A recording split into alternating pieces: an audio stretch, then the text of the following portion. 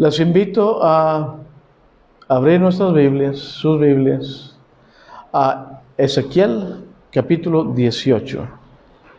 Y también hay un folletito por ahí que luego se los debemos de cada una de estas lecciones. Ezequiel 18 miren hermanos, recuerden este pasaje que es muy bueno para la evangelización también. Este pasaje, si algún día estudiamos con personas de índole católica o aún calvinistas, este pasaje tumba todas esas doctrinas falsas que hay y luego las veremos en cuanto al pecado original, en cuanto a estas cosas. Comencemos entonces con Ezequiel capítulo 18 y quiero hablar algo acerca de quién era este Ezequiel. ¿Quién era Ezequiel? Era un joven, no sé, me imagino que de la edad de Roberto o de Elí, no sé, era joven y sacerdote a la vez, y también era un profeta, era joven, sacerdote y profeta. ¿Y qué hacía él? Él predicaba muy diferente a los demás profetas y sacerdotes y jóvenes. Él predicaba en Babilonia. ¿Y por qué en Babilonia? Porque Nabucodonosor, rey de Babilonia, se los había llevado cautivos, presos, en el año 606 más o menos, antes de Cristo. Entonces, esta es me equivoqué, es casi cerca. Era el 597, según las fechas que la Biblia registra, antes de Cristo, es cuando comenzó la segunda deportación. Hubo 3 deportaciones. En una, viene Nabucodonosor, hace un desastre con el pueblo de Israel, y debo decir que es castigo de Dios. Dios permitió a esta nación pagana que viniera a combatir, a pelear contra su pueblo en forma de castigo. Así permitió Dios castigar a su pueblo. Luego veremos por qué. En la segunda deportación, en la primera creo que en la primera mataron a muchos judíos, y si no me equivoco, en la primera iba Daniel y sus amigos, y muy inteligentes los babilonios. Ellos escogieron de entre el pueblo de Israel la juventud más capaz. Las mentes más brillantes de Israel, como Daniel y sus amigos, se los llevaron a Babilonia para ayudar al imperio. Y a todos los demás, a muchos mataron a espada, y solo quedaron, ya después de la tercera deportación, quedaron los pobres, la gente que no tenía nada, los viejos, y gente que no les servía, que no iba a ser útil al reino o al imperio de Babilonia. Ezequiel hizo su trabajo durante el mismo tiempo que Daniel y que Jeremías. Lo tienen que hacer así para ver. ¿Se ve? Sí se ve. Jeremías. Pero Jeremías profetizó al pueblo de Judá estando en Judá. A él no se lo llevaron. Y Jeremías es el mismo que escribe Lamentaciones. Luego veremos por qué. Bueno, es el tiempo de la segunda deportación, el destierro. Y si hubo una cosa que le dolía al judío era ellos se jactaban, y el orgullo de ellos era orgullo nacional. Ser judíos era lo máximo para ellos. Y luego miren cómo los castiga Dios. Les da un golpe donde más les duele. Los quita de su tierra. Su tierra era Era lo máximo para ellos. Y se le llama cautiverio o destierro. Y están presos cautivos en Babilonia por 70 años. 70 años, según Dios. Ese es el castigo. Y es un número, no es un número que salió así es un número con propósito. Entonces, estuvieron ahí 70 años. En Babilonia, castigados, sufriendo, presos, fuera de su tierra de Palestina. Dejaron, por supuesto, sus familias, sus casas y el templo de Jerusalén, destruido. Nabucodonosor, si recordamos la historia que registra Daniel,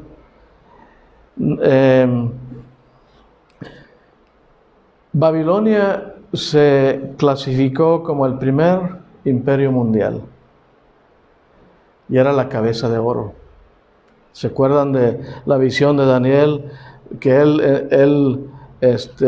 más bien Nabucodonosor tiene un sueño, Daniel se lo interpreta y él ve esa estatua. En esa estatua grandísima dice Daniel: tú eres, oh rey Nabucodonosor, tú eres la cabeza de oro. Porque era un imperio de lujo. Y era de lujo no porque se lo habían ganado, sino porque habían despojado a Israel.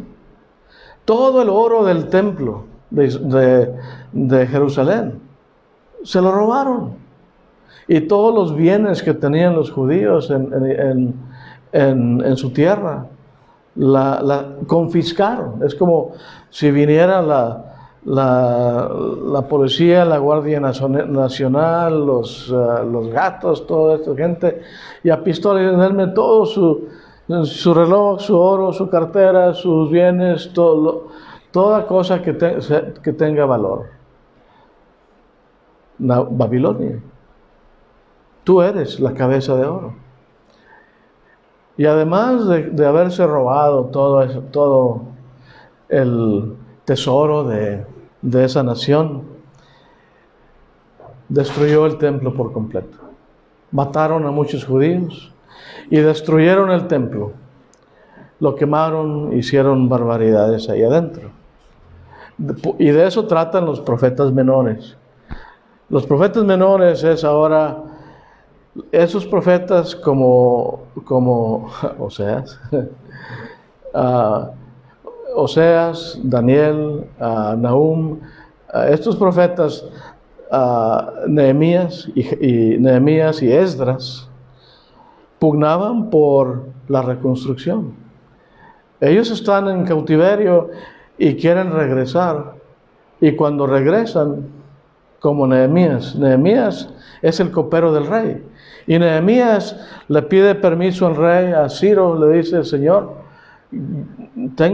quiero hacer esta obra, quiero que me des, y tuvo mucho valor Nehemías en pedirle madera y otras cosas para la construcción del templo.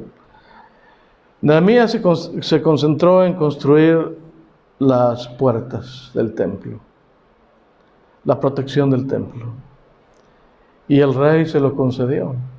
Y de eso tratan los profetas menores, el esfuerzo que hicieron estos profetas, esta gente, en juntar gente, recursos, fuerzas, mano de obra para la reconstrucción del templo que Nabucodonosor había destruido.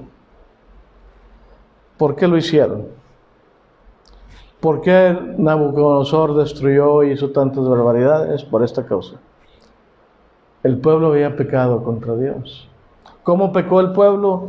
Se hicieron idólatras. Adoraban a ídolos. Algunos de ellos anteriormente pasaron a sus hijos por Kemoc, sacrificando a niños, jovencitos, según las costumbres paganas. Toda esa idolatría, por supuesto, le cayó muy mal a Dios, al Señor. Y por ese pecado ellos fueron llevados a Babilonia. Ellos cayeron en ese pecado y fueron llevados cautivos a Babilonia.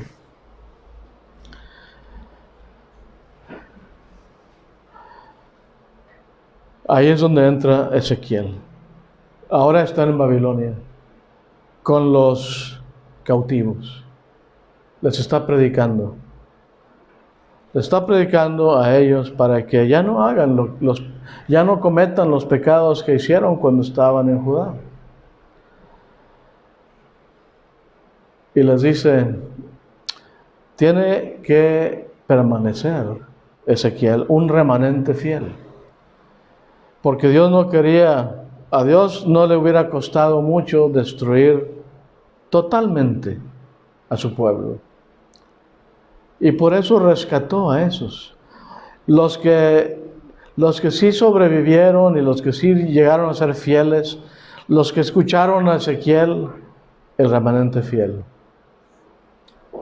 Miren, ¿y de qué nos sirve todo eso?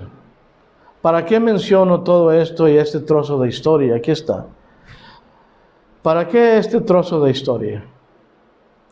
Para mí esto es lo más... Si no entendemos otra cosa de esta lección que sea esto, miren, este remanente fiel era el grupo de judíos que leemos en el Nuevo Testamento. Cristo nació de ese grupo. Cristo nació de los judíos. Y a través de los judíos vino la salvación al mundo. ¿Ven por qué Dios no destruyó ahora totalmente el pueblo de Israel? Bien pudo haberlo hecho. Y tal vez quiso hacerlo. No sé. Pero lo preservó. Dios preservó un grupo fiel porque de entre ese grupo iba a venir nuestro Salvador.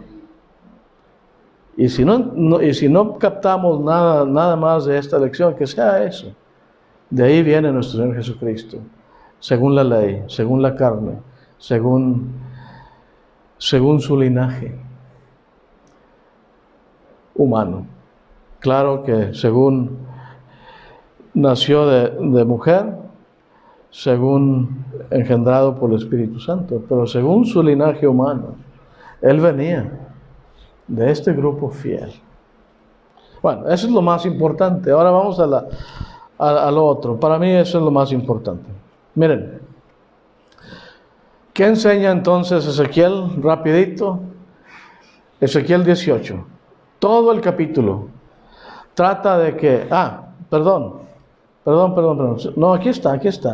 Creí que me estaba adelantando. Miren, en vista de que habían pecado y están en Babilonia, los judíos están en Babilonia y se están quejando otra vez. Ellos eran culpables de haber pecado. Esa generación joven, de la edad de Ezequiel, de la edad de Daniel, de la edad de todos ellos, esa generación, ya no los viejos, ellos eran culpables también, pero esa generación de esa edad se quejaban. ¿Por qué estamos aquí? No tenemos culpa, no es culpa de nosotros. Es culpa de nuestros padres. Por ellos estamos aquí sufriendo, desterrados, estando aquí cautivos en Babilonia. Se estaban quejando. Llega esta queja a oídos del Señor. Y miren lo que dicen ellos. Ellos dicen, el Señor oye esta queja. Dicen ellos, nuestros padres comieron las uvas agrias. Por eso en la pantalla vieron ahí unas uvas verdes, ¿verdad? Nuestros padres comieron las uvas agrias y son los hijos los que tienen la imperfección en los dientes, esa sensación fea de los dientes. Algunos de ellos hasta se les podrían los dientes. Para decir nosotros no tenemos culpa, pero recibimos el resultado malo. Los que hay que culpar y apuntaban el dedo a sus padres. Ellos son los de la culpa. Dice el Señor, nunca más les prohíbe usar ese proverbio. El Señor oye ese proverbio, ese dicho, y el Señor dice, por medio de Ezequiel, dile al pueblo de Israel, nunca más van a usar este proverbio. No está bien. No está bien que ellos acusen a sus padres. ¿Por qué? Ellos mismos eran culpables. El Señor enseña que ellos son responsables de sus propios pecados.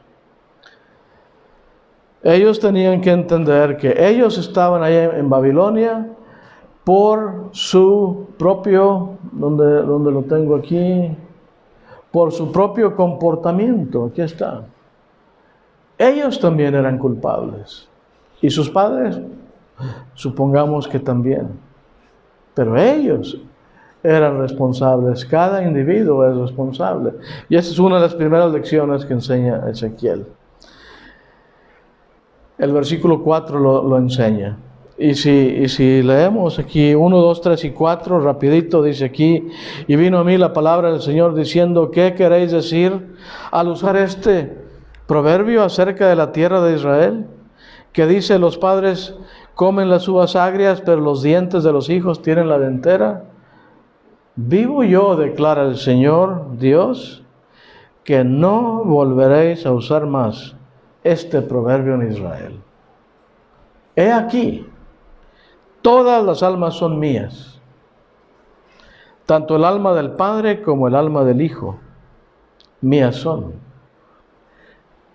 ¿Qué dice Dios? El alma que peque, esa morirá. El alma que peque, esa morirá. Y lo va a volver a repetir. Entonces, vemos, para explicar esto, entonces Ezequiel presenta las 3 generaciones. Para explicarles que ellos son culpables, dice Ezequiel, pone este cuadro, un cuadro de esta manera. Aquí está, comienza con el abuelo de esa generación, los abuelos de ellos, la primera generación. Dice, aquí está un hombre justo, los versículos 5, 6, 7, 8 y 9. Aquí está un hombre justo.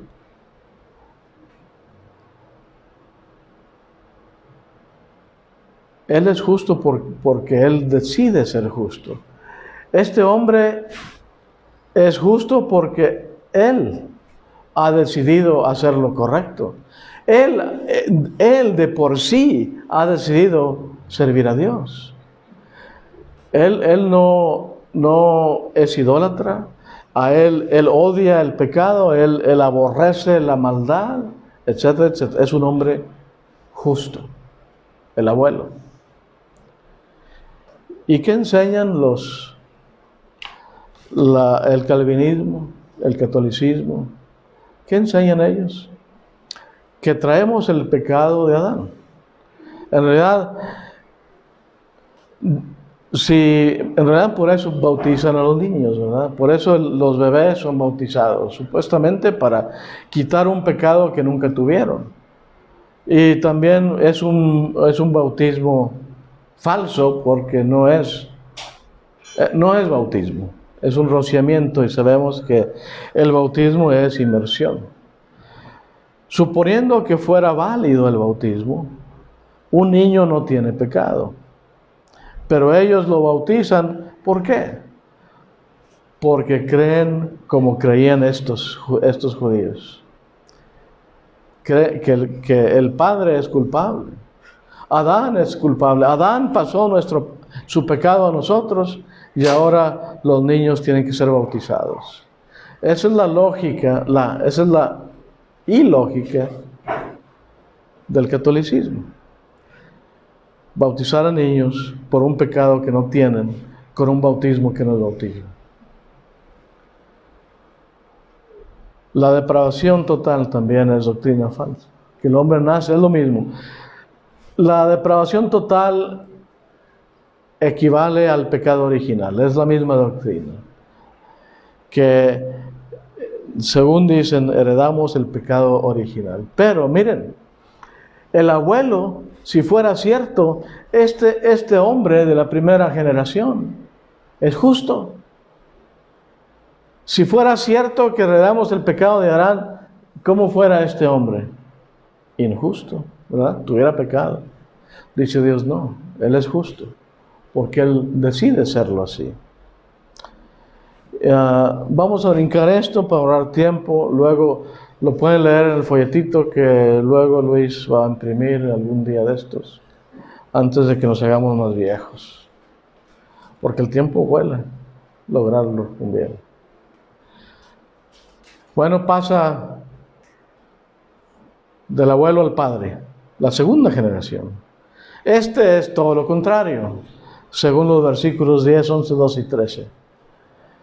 Este es un hijo malo. El abuelo es bueno, este es malo. ¿Heredó él la justicia del padre? No, la justicia no se hereda. Es lo que está enseñando esto. El pecado no se hereda, dice Ezequiel, el pecado no se hereda, y tampoco se hereda la justicia. Y este no siguió el ejemplo de su padre, lo dice Ezequiel. Este no sigue el ejemplo de su padre porque hace cosas malas. Versículos 10, 11, 12 y 13. Pero si engendra un hijo violento y derrama sangre, y que hace cualquiera de estas cosas a un hermano, que también come en los santuarios de los montes, o sea, referencia a la idolatría, es idólatra,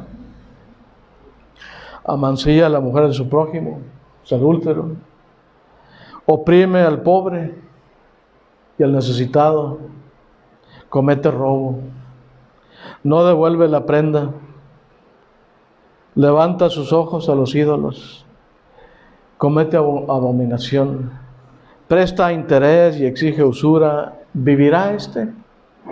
No, no vivirá. ¿Por qué? Porque es impío, es pecador y no quiere arrepentirse. ¿Qué enseña esto? Dice aquí, ha cometido todas estas abominaciones, ciertamente morirá. Su sangre será sobre él. No la sangre de su padre. Él es responsable por sus hechos, sus propios hechos. La justicia de su padre no se heredó, él sigue siendo malo, va a ser castigado. Así les está diciendo Dios a los judíos. Ustedes son los que pecaron, ustedes son los culpables y ustedes son castigados. Por eso están aquí en Babilonia. Punto número 4. Este pasaje enseña ahora libre albedrío. Ahora es la generación de ellos. Comienza con el abuelo, que es bueno, el padre malo, el nieto. Ve la maldad de su padre y hace lo bueno. No es como su padre es injusto. Él ve los pecados que cometió su padre y él dice, no, yo no voy a ser así. Yo no voy a derramar sangre, yo no voy a adorar a ídolos, yo no voy a hacer las maldades que hizo mi padre. Yo voy a obedecer a Dios. ¿Qué enseña eso? Que esa persona tuvo la habilidad de distinguir entre el bien y el mal. Él distinguió entre la maldad de su padre y lo bueno que él pudo haber sido y lo bueno que él fue. Distinguió. Dios no nos hizo como máquinas, Él nos dio un libre albedrío. Esa habilidad de reconocer, distinguir entre el bien y el mal, lo bueno y lo malo. Y el hecho de que podemos escoger. Si vamos a la tienda y se han visto en películas que se ve algo ahí muy atractivo, hay en algunos casos se ven en videos donde un jovencito ve algo ahí, algún juguete electrónico y lo echa en su backpack. Pero él sabe que es malo. Pero él escoge hacer lo malo. El compañero de él lo ve y le dice, no, regrésalo porque eso no está bien, eso es robo. ¿Por qué? Porque Dios nos ha dado libre albedrío, la habilidad de escoger entre el bien y el mal.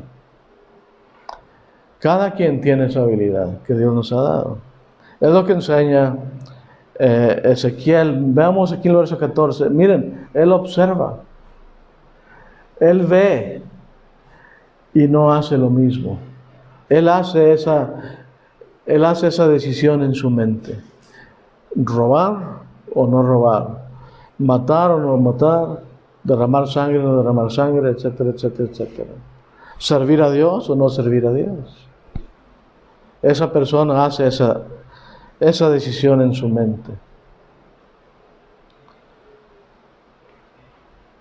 La otra enseñanza es esta. Voy rápido porque faltan dos más. El pecado se paga. ¿Qué dijo el apóstol Pablo? Mas la paga del pecado es muerte. Esa es una ley de Dios, desde Ezequiel y desde mucho antes. El alma que pecare, esa morirá. Recuerden Ezequiel 18, 20. Ezequiel 18, capítulo 18, versículo 20. Mas el alma que pecare, esa morirá. El pecado es la paga de la muerte. El pecado se paga con muerte. El alma que peque, esa morirá. También desmiente este pasaje la doctrina del pecado original. Cada quien peca porque quiere pecar. Cada quien lo hace. El Hijo no llevará, así lo dice Ezequiel 18, versículo 20, mas el Hijo no llevará el pecado del Padre. ¿Qué tan claro es ese pasaje? ¿Y por qué no se entiende? ¿O por qué lo tuercen? Díganme ustedes, miren, voy a leerlo y díganme, creo que cualquiera lo puede entender. Cualquier católico puede entender este pasaje. El alma que peque, esa morirá. ¿Es sencillo? Hay algo aquí extraordinario, un lenguaje medio sofisticado, con sofismo muy elevado que no podemos entender. El alma que peque morirá, punto. Y luego, lo mismo. El Hijo no cargará con la iniquidad del Padre. ¿Qué tan complicado es eso? Ni el Padre cargará con la iniquidad del Hijo. Y luego lo inverso. La justicia del Hijo será sobre Él. Él, porque Él es justo. Y la maldad del impío será sobre Él. Cada quien es responsable por su maldad o por su bondad. Por su pecado o por su justicia. Y de eso está lleno la Biblia, de enseñanza como esta.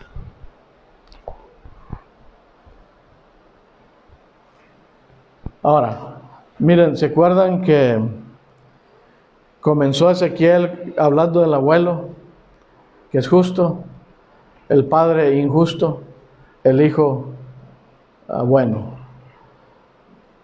Se regresa Ezequiel y como dice mi hermano, voltea la tortilla. Se presenta el lado inverso de las cosas. Suponiendo que ese abuelo, que es bueno, se cansa de hacer lo bueno y empieza a hacer cosas malas. ¿Qué sucede? Él va a morir por su maldad, aunque haya sido bueno. Ahora, ¿qué nos enseña eso en cuanto a la doctrina? ¿Se acuerda? Una de las doctrinas más populares que hay en nuestros días, entre los evangélicos, dice así: una vez salvo, siempre salvo. Es lo que está diciendo Ezequiel. Eso es lo que dice Ezequiel. No, él dice, si el abuelo que fue bueno hace cosas malas, por su maldad morirá.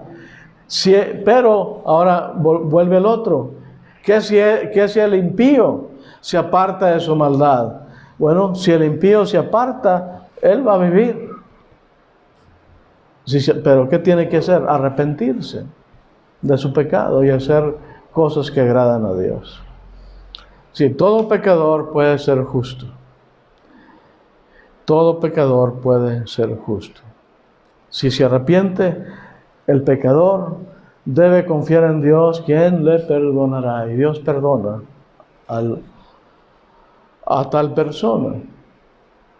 Y si le perdona habiendo sido malo, vivirá. Conozco a un hombre que lo convirtió mi abuelo hace muchos años.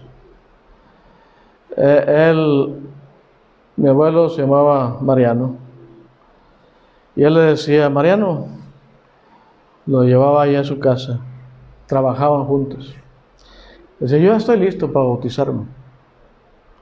Mi abuelo, conociéndolo, le dijo, yo creo que no, tú no estás listo.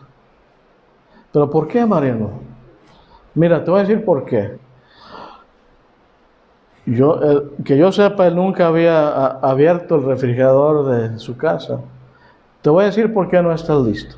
Abre la nevera, le dicen el refrigerador, y está lleno de cervezas. Le dice, ¿ves? Tú no estás listo para obedecer a Dios. Mira tu vida cómo está. Y eso le caló.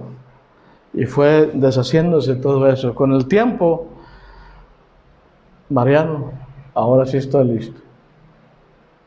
Ahora sí, el pecador se arrepintió, Dios le perdona.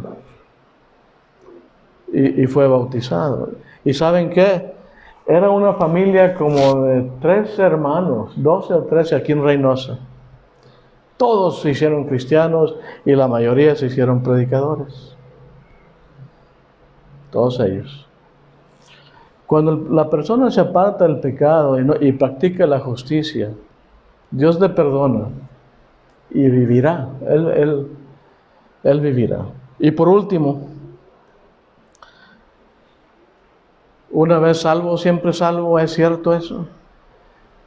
Que un momento de fe me va a llevar a la vida eterna.